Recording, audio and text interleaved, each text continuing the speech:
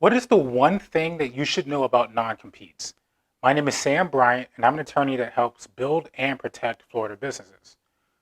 So, the one thing that you should know about non-competes is that they are negotiable, and they're negotiable even after you sign them. The thing about non-competes is that it's a unique contract where if it ever gets challenged in court, a judge can actually retroactively alter language in the contract. So, because of that, you have, as a person signing a non-compete, you have some leverage here because there's a lot of people who get non-competes that they sign that aren't actually fully enforceable in court. So some employers like to overreach because they anticipate that you would sign anything that is presented in front of you. And if they ever had to get challenged, they just wouldn't think that you would go to court to challenge it. So, as somebody who's signing a non compete, you have the leverage to negotiate specific terms.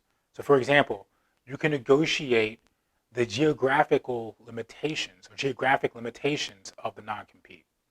You can negotiate the length of time that applies to the non compete because there are courts that deem certain amounts of time reasonable or unreasonable. So a 5-year non-compete may not be reasonable. A 2-year non-compete is going to be reasonable. So you have the power to negotiate these certain provisions.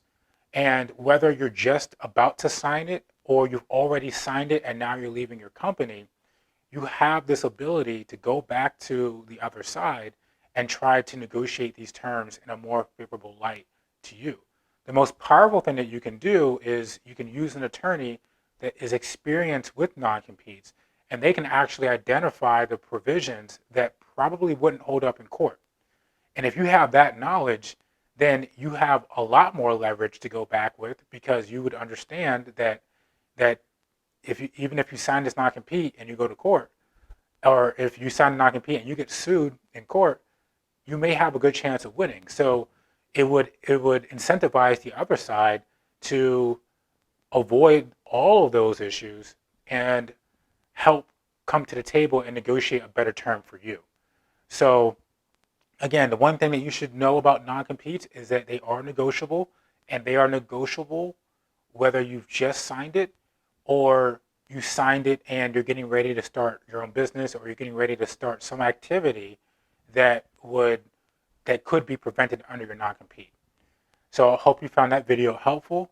If you did, or you have any questions about non-competes or what provisions are enforceable or what you can do, or if you need someone to negotiate them, please feel free to reach out. We're always here to help.